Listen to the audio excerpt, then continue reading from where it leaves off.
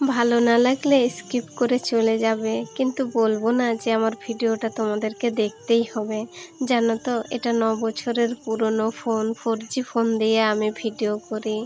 ধৈর্য আছে জীবনে বলেই ঘরের সমস্ত কিছু কাজ, বাচ্চা সামলে তারপরে ভিডিও করা কতটা পরিশ্রম সে একজন কন্টেন্ট ক্রিয়েটারেই জানে।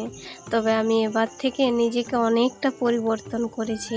জানো তো, এবার থেকে তোমরা আমাকে সব সময় দেখতে পাবে না, টাইম ভিডিও ছাড়বো। তারপরে এই যে ঘরের যা টুকটাক কাজ থাকে সমস্ত কিছুটাই করতে হয়, তাই ভিডিওর পেছনে সব সময় থাকলেও কিন্তু পরিবারের খুব অসুবিধা হয়।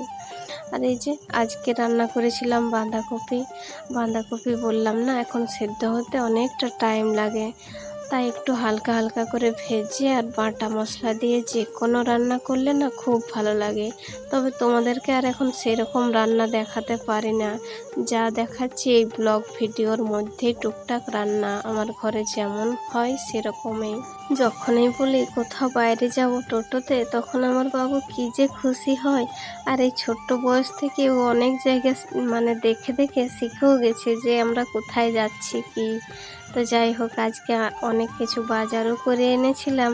বাবুকে বলেছে ডাক্তারে টুকটাক ফল খাওয়াতে, ওর ভিটামিনের অভাব।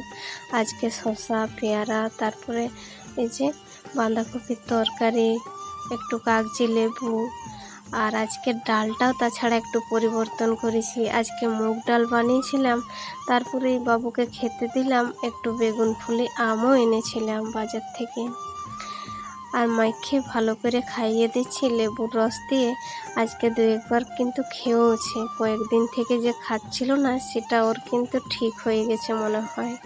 তো যাই হোক, জিভের যে সাদা সাদা ঘাগুলো আছে সেগুলো চলে যাবে, একটু তো টাইম লাগবেই। ও যে বললো ভিটামিনের অভাব ডাক্তারবাবুরা। তো যাই হোক, আমাদের এই ভিডিওটা তোমাদের কেমন লাগলো, কে কোথা থেকে দেখছো অবশ্যই আমাকে কমেন্টে জানিও।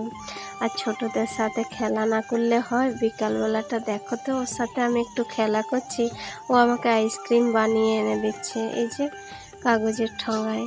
ভিডিওটা যদি ভালো লাগে তবে সবাই একটু লাইক কমেন্ট করে পাশে থাকবে। এখন রাখি, টাটা।